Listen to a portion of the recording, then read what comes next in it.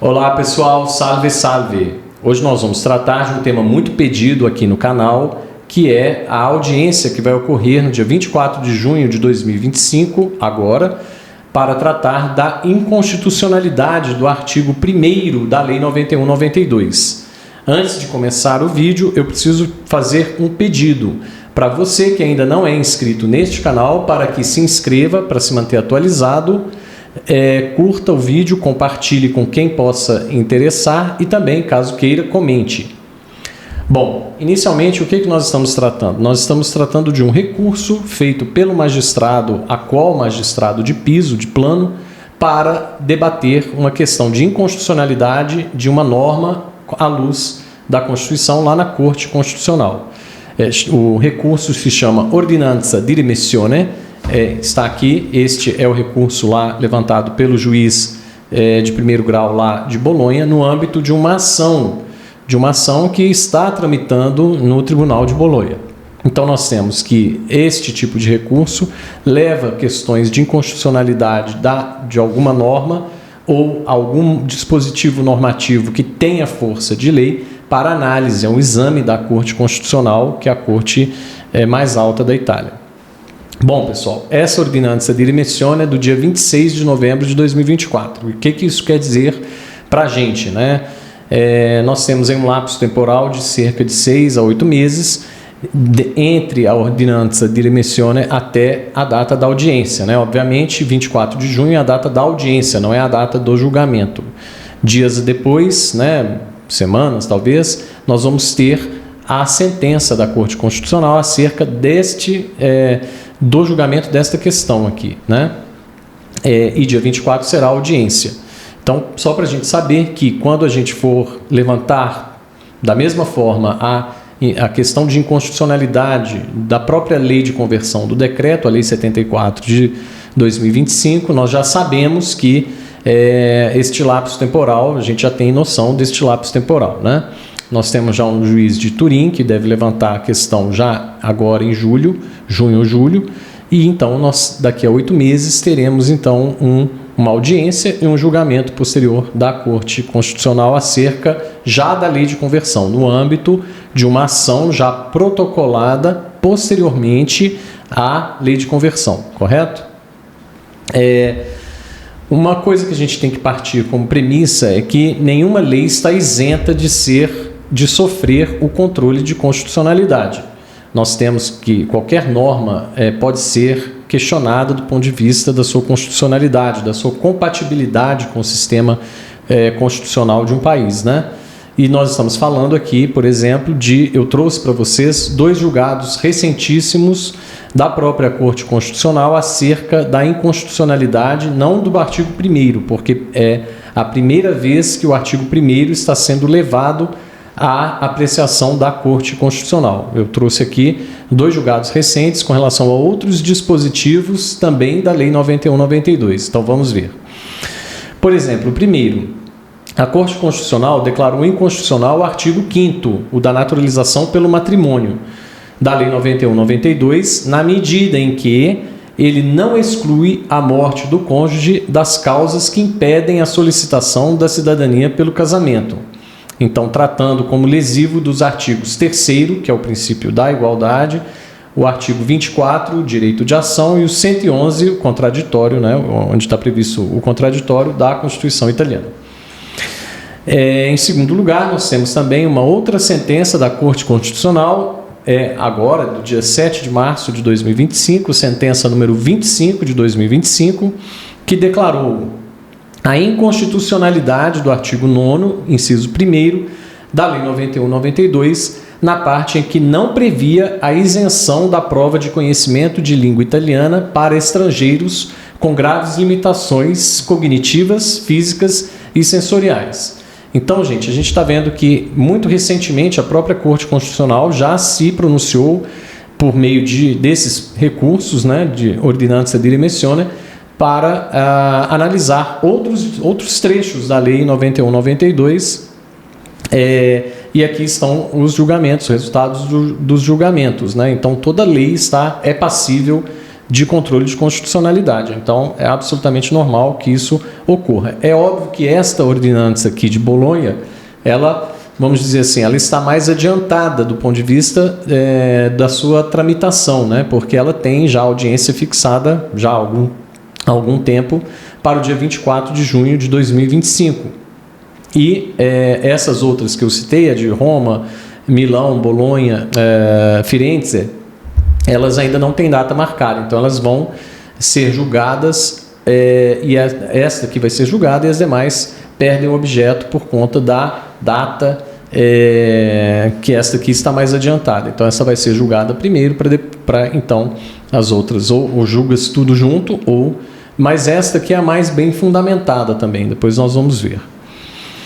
Bom, ela é fundamentada inclusive porque ela tem que cumprir os chamados requisitos de admissibilidade, né? Quais são os requisitos de admissibilidade? Assim como nós temos no nosso recurso extraordinário, né, a repercussão geral, comprovar a repercussão geral, também na Itália esse tipo de recurso precisa de cumprir alguns requisitos de admissibilidade, que é o da repercussão geral. Lá para eles chamam de rilevanza.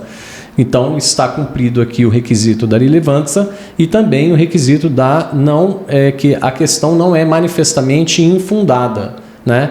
Então, a Corte não aprecia, ela sequer chega a apreciar os recursos que não tenham os requisitos de admissibilidade. Bom, então vamos tratar da questão de fato, vamos estudar a questão de fato. Qual que é a questão de fato, né? A questão fática aqui deste processo é um processo de uma nacionalidade, né, uma cidadania italiana feita por requerentes brasileiros. São 12 requerentes neste processo e todos eles, aliás, um processo de via materna, tá? Que está lá em trâmite lá no Tribunal de Bolonha, no primeiro grau de jurisdição, em que são descendentes, esses 12 descendentes são descendentes de uma trisavó nascida em Marzabotto, Bolonha. Por isso a competência, por isso está sendo levantado por Bolonha, porque é um processo que está tramitando, né, está sendo julgado lá em Bolonha, por conta desta trisavó nascida em 1874, tá?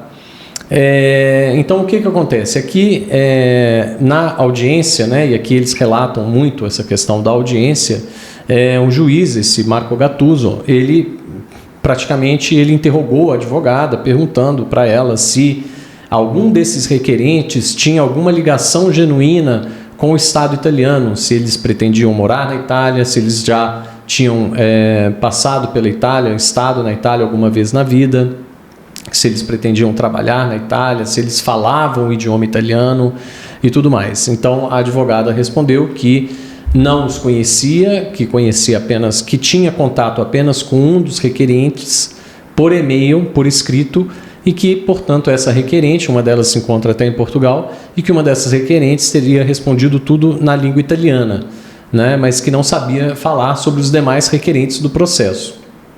É claro que isso aí é tudo um mise-en-scène, é um jogo de cena, porque o juiz Gattuso queria pegar um processo, e pegou um processo por acaso, para levar a questão à Corte Constitucional. Então, essa questão fática ali, ele pegaria qualquer um outro, né? O fato, ele queria, né, obviamente, que houvesse uma declaração de que as pessoas não sabiam falar o italiano e tudo mais, como disse a advogada, né? Mas justamente porque uma das questões que ele questiona é a falta dessas ligações genuínas com o Estado italiano, né? A falta de conhecimento da língua, de nunca ter estado no território italiano e tudo mais. Mas aqui nós temos uma questão, né, que são questões de prova, que aliás não estão nem na legislação, né, que compete à prova, compete... A quem compete a prova do direito, né? Compete ao autor comprovar o fato constitutivo do seu direito. E ao réu, que no caso é o Ministério do Interior, que aliás não se constituiu na causa, como não se constitui normalmente, depois da tese da grande naturalização, ele não mais se constitui nas ações, ele é chamado, mas não se constitui como parte. Então, aliás, ele se constitui como parte, mas não contesta mais a ação, né?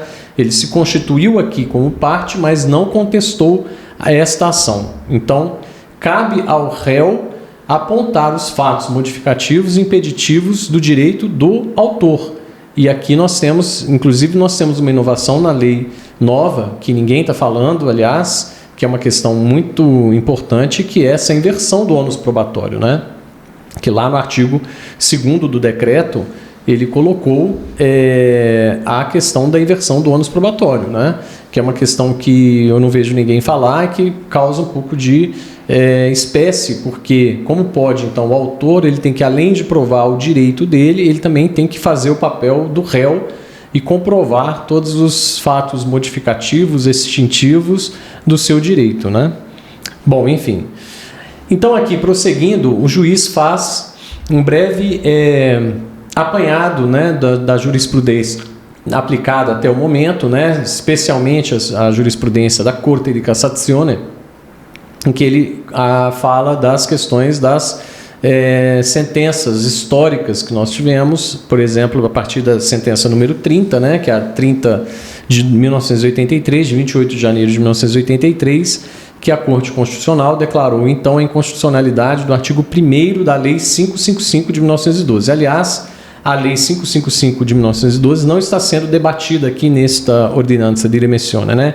Muito embora a gente viu que aqui o caso da pessoa que gera, né, a nacionalidade, que essa pessoa, essa mulher nascida em Marzabotto de 1874, ela, obviamente, algumas relações jurídicas ali existiram sob a égide da Lei 555 de 1912, né? Então, aplicada a ratione temporis, a lei vigente à época, né? O direito material vigente à época era o direito da 555 de 1912. Então, este dispositivo não foi questionado aqui com relação à incompatibilidade constitucional do artigo 1º da Lei 555. Então, ele só está falando da Lei 91/92, que regulou parte das relações jurídicas aqui deste próprio processo. É um fato curioso que eu achei, né? Porque você está questionando a transmissibilidade da nacionalidade, mas existiu a 555 que... Então, por que ele não está questionando lá a lei anterior, né? Porque, então, esta senhora, né, nascida em Bolonha, passaria, então, para as pessoas até 1992, e a partir de 1992 ele quer um provimento da Corte para declarar inconstitucional o artigo 1º da Lei 91/92, que, por sua vez, regulou relações jurídicas mais próximas da data presente, não as datas pretéritas, né? Então, ele não trouxe esse questionamento do artigo 1º da Lei 91/92, que, aliás, já foi declarado inconstitucional na parte em que ele não previa a mulher transmitindo a nacionalidade. Então, este é o tema da sentença também da Corte Constitucional, número 30, de 28 de janeiro de 1983, que é uma sentença paradigmática para todos nós no mundo da cidadania, porque é ela que fala que perdas generalizadas de nacionalidade são incompatíveis com o sistema jurídico, né? O sistema jurídico tanto interno quanto europeu, né? Porque havia aqui no artigo 10, né? Além do princípio da igualdade do artigo 1º, o artigo 10, nós tínhamos lá que a mulher perdia a nacionalidade quando se casava com um marido estrangeiro. Então ela adquiria automaticamente a nacionalidade deste marido estrangeiro e perdia a nacionalidade italiana. Então essa foi o tema aqui da sentença número 30, de 1983. Então, bom, aí ele cita também, obviamente, ele faz um resumo de toda a jurisprudência, né, da própria Corte di Cassazione também, que a gente está falando de cortes superiores, né? Então, o valor das sentenças da Corte di Cassazione também é muito grande. Nós estamos falando aqui da sentença que declarou que a cidadania italiana é um direito imprescritível, que pode ser requerido a qualquer tempo, que é um direito de natureza permanente e que também está elencado no rol dos direitos fundamentais.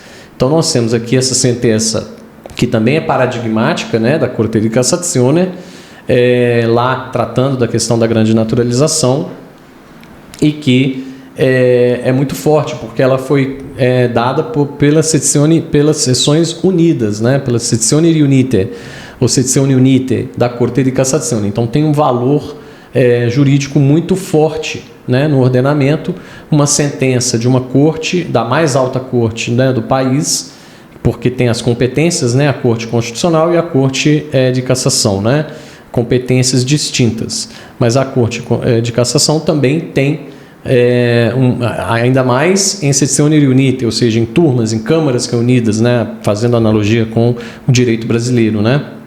Então juntaram-se todas as turmas e proferiram um julgamento que ficou sendo prevalecente do entendimento jurisprudencial dessas turmas, né, dessas sezioni, porque lá se chama sezione, né? A gente pode falar aqui turmas ou câmaras, né, fazendo analogia com os nossos tribunais, com as nossas cortes superiores. Bom, também ele faz um paralelo com outros países, né? Ele cita aí, faz um paralelo de comparação, né, com outros países e ainda também questões demográficas, né? Por exemplo, ele fala de outros países com relação às suas leis de cidadania que prevêem perda da nacionalidade para os seus cidadãos com o decurso do tempo, né? A fundamentação dele toda se baseia neste decurso do tempo, né? No prazo do tempo que se passa. E aí esses laços com o Estado se perderiam com o tempo, né? Nós temos aí o caso de... ele faz uma analogia, inclusive, com a prescrição do direito da pena em abstrato mais alta do direito penal italiano, que seria de 20 anos. Faz aqui menção ao uso capião, que seria o direito material mais longevo, né, no tempo, né? 20 anos para conseguir o uso capião mais... difícil, digamos assim, de se conseguir no direito italiano. Então ele crê que nesses 20 anos esses vínculos já teriam sido perdidos, né? Que seria a prescrição, por analogia ele está usando esses termos, mas que esses vínculos não ultrapassariam a segunda geração. Ele inclusive dá essa dica aqui para o legislador, né? Que ele inclusive quer mostrar o que ele acha, né? Do que seria essa questão da limitação, né? A limitação a 2 gerações, a geração do avô, e também por quê? Porque ele diz que esses vínculos teriam se perdido com o passar do tempo, ou se perderiam com o passar do tempo até não existir mais nenhum tipo de vínculo de gerações para além das gerações de filho e neto. Ou seja, que esses vínculos seriam muito atenuados a ponto de não dar mais direito a pessoa ter a nacionalidade. Isso é o que ele leva lá para a questão da apreciação da Corte Constitucional. E ele também faz uma questão, novamente volta a questão da população, né, de comparar o êxodo migratório da Itália com outros países, por exemplo, China, né? Ele fala que a China é o país que tem maior número de expatriados no mundo, né? Pessoas que saíram do Estado chinês, e comparando com a Itália, que a Itália seria o segundo no mundo número de expatriados. Porém, obviamente, ele comparando com a população interna da China, que é muito superior à da Itália, ele então chega à conclusão de que a Itália é o primeiro país no mundo em termos de expatriados em comparação com a população residente, né? Que aí ele está falando de 60 milhões de habitantes, com um êxodo de 30 milhões de italianos desde 1870 até, ele pega um lapso temporal de 100 anos, né? Até 1970. Então, ele diz que são 30 milhões de italianos que foram emigrados da Itália, né? E comparando com outros países, né? Bom, então o que esta norma, a Lei 91/92, no artigo 1º, estaria violando no sentir deste magistrado, né, que trouxe, por sua vez, que levantou essa questão? Estaria violando o artigo 1º, parágrafo 2º da Constituição, em relação ao princípio da soberania popular. É a tal questão do contingente de pessoas que vive fora, né, da Itália, né, a quantidade de ítalo-descendentes, né, esse êxodo de 30 milhões de italianos neste lapso temporal levou a que a população de italianos no exterior e ítalo-descendentes no exterior fosse muito grande. Então, estima-se que entre 60, alguns falam 80 milhões, ele coloca esses dados todos aqui, teriam direito à nacionalidade italiana. E que se todas essas, a gente sabe que nem todos vão querer reconhecer esse direito, mas em tese, se todos quisessem reconhecer esse direito, em tese teria mais pessoas fora da Itália do que dentro da Itália. Então isso aí interferiria na própria soberania da Itália, que está lá esculpido no artigo 1º da Constituição, né? A soberania pertence ao povo, que a exerce nas formas e nos limites da Constituição. Então estaria em colidência com o princípio da soberania popular. E ele, obviamente, traz uma questão, né, que ele fala da questão que a gente tem já consagrada no direito internacional, a diferença entre população, povo e nação, né? Então ele fala do povo, que é aquele grupo de pessoas que tem vínculos com um determinado país, inclusive de residência, muito ligado à questão de residência. A população, que é já um conceito mais amplo, que são pessoas que têm ou não vínculos, mas que estão ali temporariamente num determinado território. E o conceito de nação, que é aquele conceito de aquele sentimento de pertencimento a uma etnia, né? Então ele diz que justamente você conceder a nacionalidade para um contingente enorme de pessoas fora do território interfere no próprio conceito de povo, e aí sim estaria atacando, como que ameaçando a soberania popular do Estado italiano, né? São questões que ele traz. Estaria violando também o artigo 1º da Lei 91/92 e o artigo 3º, inciso 1º da Constituição, que traz o princípio da razoabilidade. Todos os cidadãos têm igual dignidade social e são iguais perante a lei, sem distinção de sexo, de raça, de língua, de religião, de opiniões políticas, de condições pessoais e sociais. E também estaria violando o artigo 117, inciso 1º da Constituição, que é o poder legislativo, né? O poder legislativo é exercido pelo Estado e pelas regiões no respeito da Constituição, bem como dos vínculos derivantes do ordenamento comunitário da União Europeia e das obrigações internacionais, que são os tratados internacionais aos quais a Itália aderiu, é signatária, então ela tem que respeitar também esses tratados. E depois a gente vai ver por que ele está falando isso, né? O Estado tem legislação exclusiva nas seguintes matérias. Aí vem as matérias todas que o Estado tem a legislação competência exclusiva, né? E depois também trata da competência concorrente, assim como na nossa Constituição brasileira, né? Mas por que ele está falando que a Itália, então, ela está vinculada ao ordenamento europeu, né? No artigo 117? Porque ele traz alguns casos de direito europeu que já foram julgados pela Corte Internacional de Justiça, por exemplo, um caso muito famoso e notório, o caso Nottebohm, e depois nós vamos tratar de um outro caso, né? O caso Nottebohm, vou falar muito rapidamente, ele prevê que a atribuição da cidadania a uma pessoa é necessário ter uma ligação genuína com o Estado, chamado genuine link, que é justamente isso que ele está propondo, né? Que a pessoa teria que ter uma ligação genuína. Quando ele pergunta lá na audiência para a advogada se tem alguma relação com o território italiano, se já esteve, se pretende vir fixar residência, vir morar na Itália, ou mesmo se fala ou não italiano, é justamente isso que eles querem saber, né?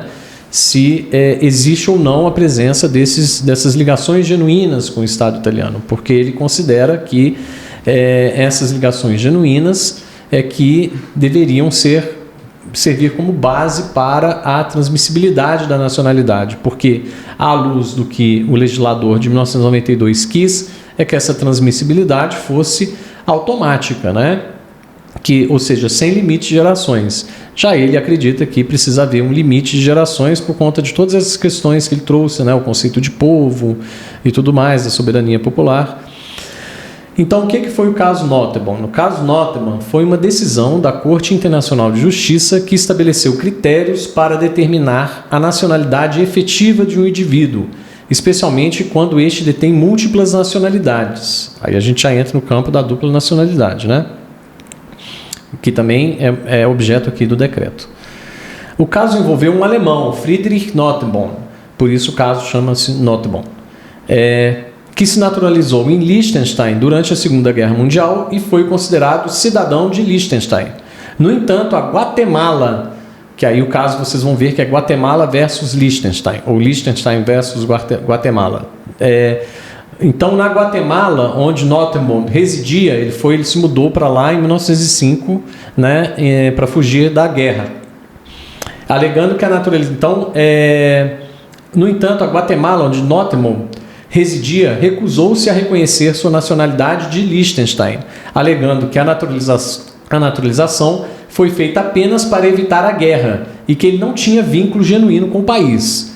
A Corte Internacional de Justiça, ao julgar o caso, estabeleceu que a nacionalidade deve ser baseada em um laço genuíno e efetivo de ligação entre o indivíduo e o Estado, considerando fatores como residência, interesses e sentimentos, e não apenas a existência formal de uma nacionalidade.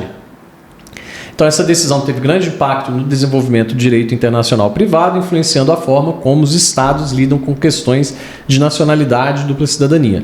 Então, novamente, aqui nós temos, ele chama esse caso, né, obviamente, ele trata desse caso como emblemático e é de fato para o direito internacional, para o mundo, né, da nacionalidade, para quem milita nesse campo. Este caso realmente é um caso notório que pela primeira vez introduziu essa necessidade de se criar, né, para ter a nacionalidade e de se criar os chamados links genuínos ou ligações genuínas, né, com um determinado Estado nacional, que uma mera nação. Aqui a gente está falando de uma naturalização, né? E outra coisa, um cidadão alemão que para fugir da guerra se naturalizou em Liechtenstein para então deixar de ser alemão, né? Ou seja, fugir da guerra, e ele aqui estava na condição de cidadão de potência inimiga. Então nós temos que considerar também todo esse contexto. O caso é de 39 e foi julgado essa sentença de 1955, né? Logo após a guerra, 10 anos depois da Segunda Guerra Mundial. E eu quero trazer para vocês também um outro caso, que aliás é um caso que ele também traz aqui na ordinança, que é o caso Micheletti. O caso Micheletti é o caso de um dentista argentino que foi à Itália para reconhecer a cidadania italiana dele. Uma vez reconhecida a cidadania italiana, ele foi morar na Espanha.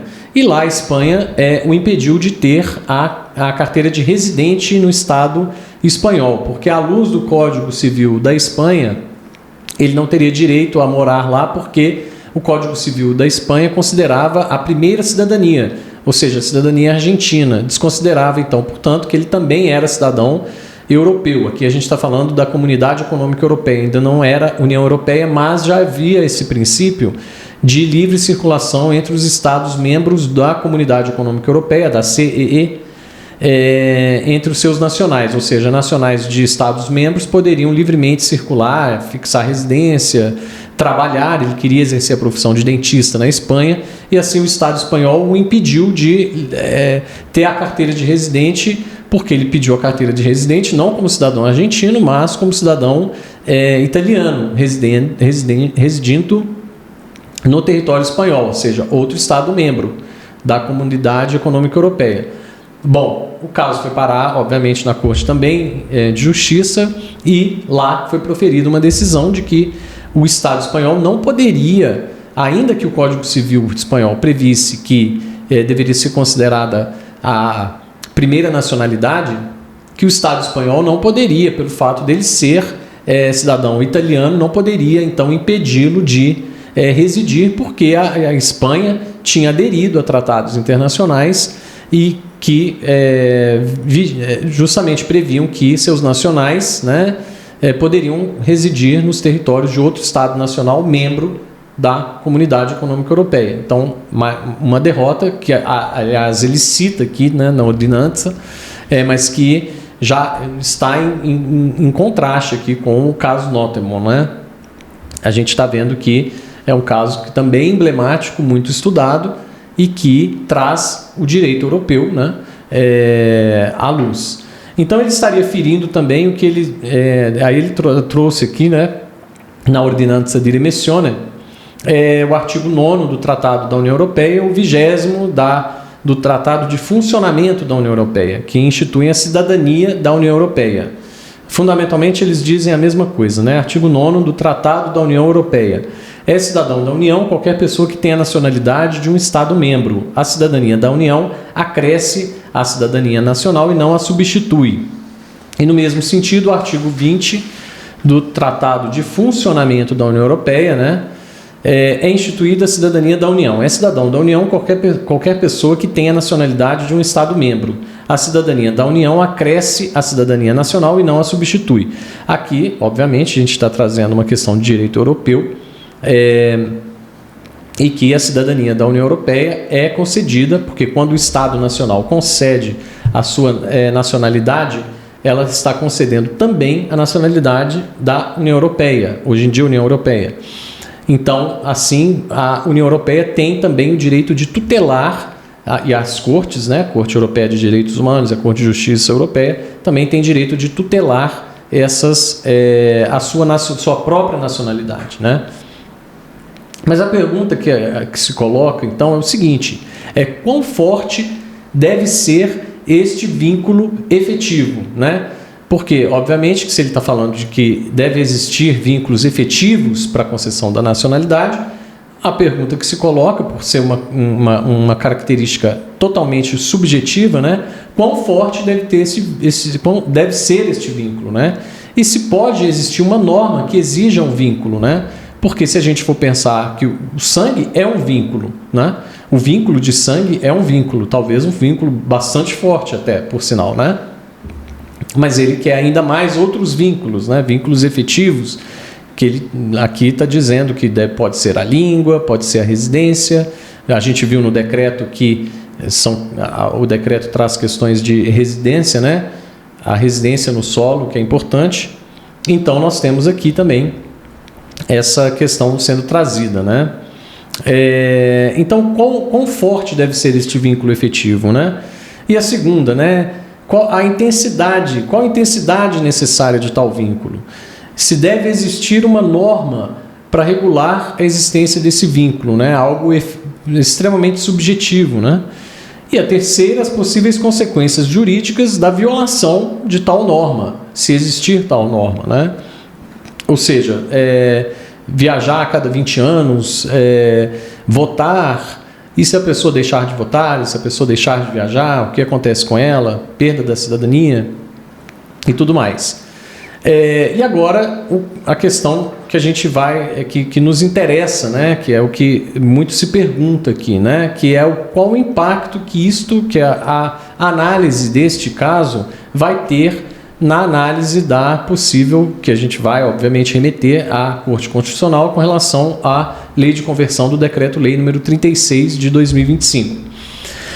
Obviamente, a gente está tratando aqui de uma matéria específica, a matéria que ela fica concentrada nas matérias de fato e de direito do processo, né, do próprio processo. Então, a gente não pode fugir, aliás, os magistrados não podem fugir, né, por conta de um princípio de direito processual, que é o princípio da adstrição, que é a vinculação que existe entre a sentença e o pedido. O magistrado ele tem que ficar adstrito às questões de fato e de direito que estão dentro do processo, né? O que está dentro do processo está no mundo do direito, o que está fora do processo não está no mundo do direito. E quando isto que veio à tona, essa ordenança, não existia decreto, não existia lei de conversão, existia apenas este processo e a ideia desse juiz de levar essa questão à Corte Constitucional, que foi seguido por outros juízes, né? Mas fundamentalmente ele foi o primeiro e foi depois copiado por outros para levantar também e dar mais robustez, né,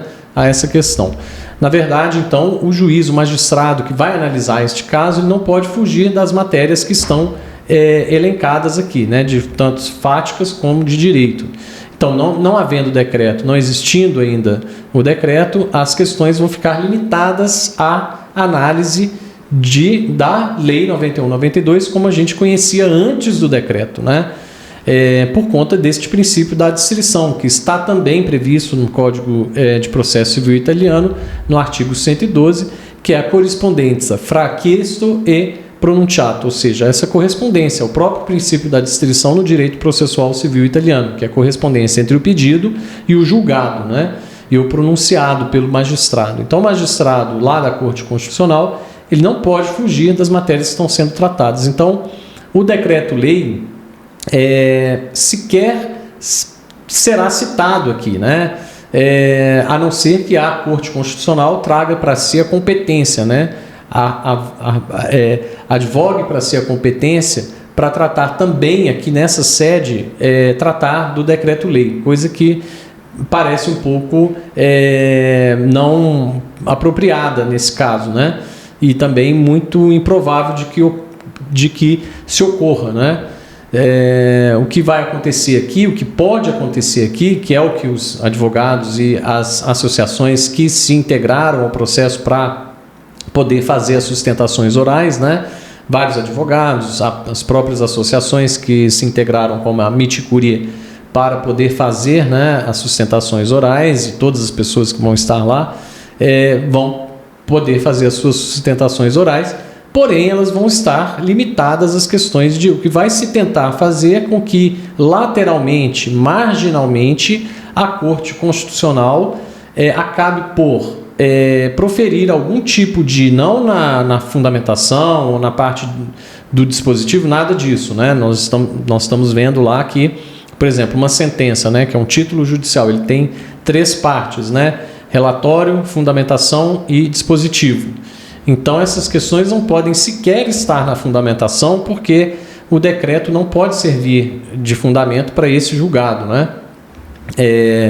Pode ser que haja lateralmente ou marginalmente alguma menção como a própria Corte, o entendimento prevalecente dela já ao longo do tempo, com as sentenças que ela emanou várias vezes, no sentido de que qualquer norma que venha a impor uma perda generalizada da nacionalidade, ela é incompatível com o sistema jurídico, assim como a gente já viu aqui na sentença número 30 de 83, né, que tratava da questão da via feminina.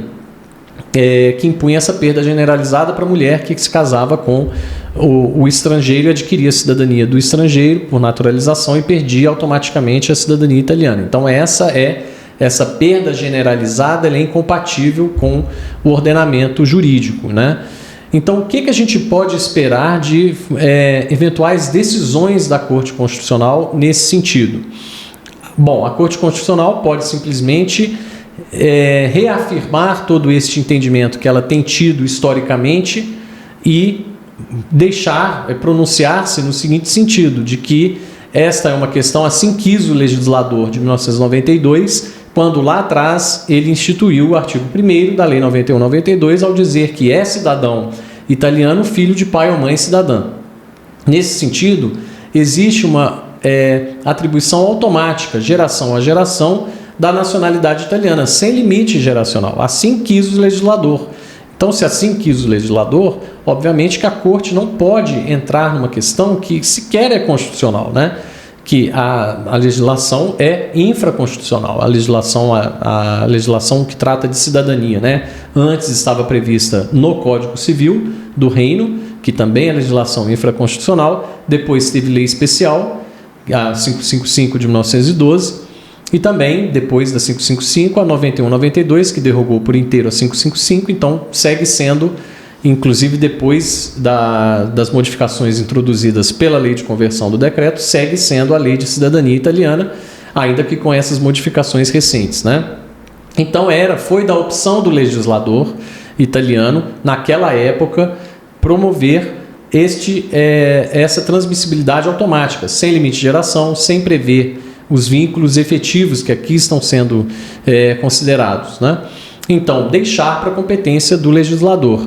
Isso seguindo uma tradição histórica da Corte Constitucional, de todas as decisões e também levando-se em conta as decisões da Corte de Cassazione, porque não é pouco. Os julgados da Corte de Cassação não são poucos, né? Com relação a esse tema. E são muito fortes, né? E são cortes superiores. A gente está falando de corte superior, 2 cortes superiores, né? Corte Constitucional e Corte de Cassazione. Agora, é óbvio que existe uma remota possibilidade, muito remota, de que a Corte possa romper com essa tradição jurídica, com este entendimento já consolidado e, por sua vez, declarar que a necessidade de existir vínculos genuínos com o Estado Nacional, mas ela não pode legislar, né? E aí que competiria ao legislador, então, promover a criação desses vínculos e atuar, às vezes, em duas partes, né? Ou seja, dar um prazo para o legislador criar essa questão de vínculos efetivos e também fazer esse controle de constitucionalidade posterior, né? Mas isso é bastante remoto que aconteça, né? Porque aí a Corte estaria rompendo com toda essa tradição histórica dela, né? Às vezes as pessoas perguntam aqui no canal, né? Qual é o grau de isenção, né, da Corte Constitucional, se ela produz julgamentos políticos? Na verdade, o que ocorre é que quanto mais vai subindo no grau da jurisdição, as decisões vão sendo cada vez mais políticas, tá? Mas não é a política partidária, o varejo da política, né? Não vão sendo politizadas, não estou dizendo isso, longe disso, aliás, né? A Corte Constitucional não sofre nenhum tipo de controle ou pressão política, de política partidária. O que eu estou dizendo é que, à medida que a gente avança na jurisdição, os julgamentos vão sendo cada vez mais políticos, no sentido da repercussão que esses julgamentos e do impacto social que os julgamentos dessas cortes têm na sociedade. Inclusive, existem mecanismos, né, o mecanismo de modulação de efeitos, que está à disposição dos magistrados para poder, então, se ele produzir uma decisão, para que ela possa modelar os efeitos, moldar os efeitos, né, para que eles, por exemplo, não valham a partir de um determinado momento para adiante e tudo mais. Então, é possível sim que a Corte venha a se pronunciar, então, lateralmente, marginalmente, com relação a questões de não pode, por exemplo, vir uma lei e impor uma perda generalizada, assim como é o decreto-lei, né? A lei de conversão do decreto, a 74 de 2025, que impôs uma perda generalizada da nacionalidade.